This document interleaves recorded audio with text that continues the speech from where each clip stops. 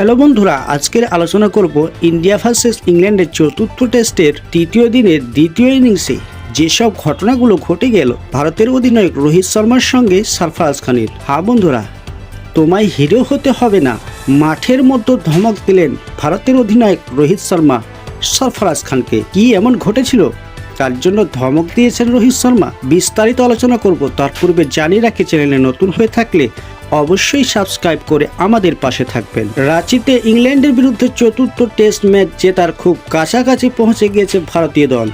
চতুর্থ টেস্টের তৃতীয় দিনে দ্বিতীয় ইনিংসে ইংল্যান্ডকে 145 রানে গুটিয়ে দিয়েছে ভারত।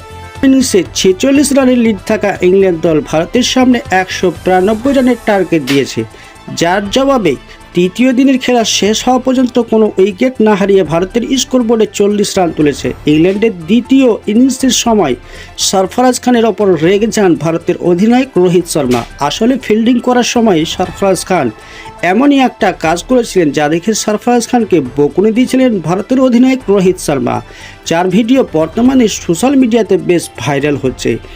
ইংল্যান্ডের দ্বিতীয় ইনিংসে ব্যাট করার সময় সরফরাজ খানকে মাঠের সিলি পয়েন্টে ফিল্ডিং করতে বলেন রোহিত শর্মা, কিন্তু সরফরাজ খান তখন হেলমেট এবং প্যাড ছাড়াই সিলি পয়েন্টে ফিল্ডিং করতে দাঁড়ান। এই দৃশ্য দেখে টিম ইন্ডিয়ার অধিনায়ক রোহিত শর্মা অবাক হয়ে যান এবং তাকে বাধা দেন। সেই সময় তাকে হেলমেট এবং প্যাড চাইতে বলেন। সরফরাজকে উদ্দেশ্য করে রোহিত শর্মা বলেন, ও ভাই, তোমায় হিরো হতে হবে না, যখন ওই জায়গায় ফিল্ডিং করবে তখন কোনো ঝুঁকি নেবে না, আগে হেলমেট নিয়ে এসো। রোহিত শর্মার এই ভিডিও বর্তমানে ভাইরাল হচ্ছে। আসলে রোহিত শর্মা যেভাবে বলারকে থামিয়ে সরফরাজের দিকে এগিয়ে আসেন তাতে সকলেই অবাক হয়ে যান। দেখা যায় হঠাৎ করেই সরফরাজের জন্য হেলমেট দিয়ে যান তার সতীর্থ, সেই পরেই মাঠে ফিল্ডিং করেন সরফরাজ। এই ছবি থেকে স্পষ্ট যে রোহিত তার সতীর্থ ক্রিকেটারদের কতটা সুরক্ষা দেন, মাঠের মধ্যে একেবারে বড় দাদার মতো আগলে রাখেন। দ্বিতীয় ইনিংসে দুর্দান্ত ফিল্ডিং করেছিলেন সরফরাজ খান। শর্ট লেগে বেন ড্যাকেটের ক্যাচ নিয়ে ভারতকে বড় সাফল্যে এনে দিয়েছিলেন তিনি। মিড অনে ড্রাইভ দিয়ে টম হার্টলির দুর্দান্ত ক্যাচ নেন তিনি। ইংল্যান্ড দলের শেষ 2 উইকেট পেতে হিমশিম খেতে হয়েছে ভারতীয় টিমকে, কিন্তু একই ওভারে 2 উইকেট নিয়ে ইংল্যান্ডের ইনিংস শেষ করে দেন রবিচন্দ্র অশ্বিন। বন্ধুরা, এই ছিল বিষয়।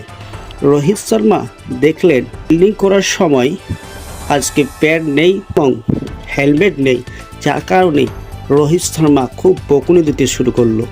ও ভাই, তোমায় হিরো হতে হবে না, যখন এই জায়গায় ফিল্ডিং করবে তখন তুমি প্যাড এবং হেলমেট অতি অবশ্যই পরবে, তারপরে ফিল্ডিং করবে।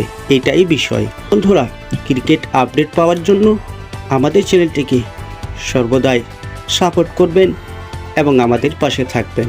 ধন্যবাদ।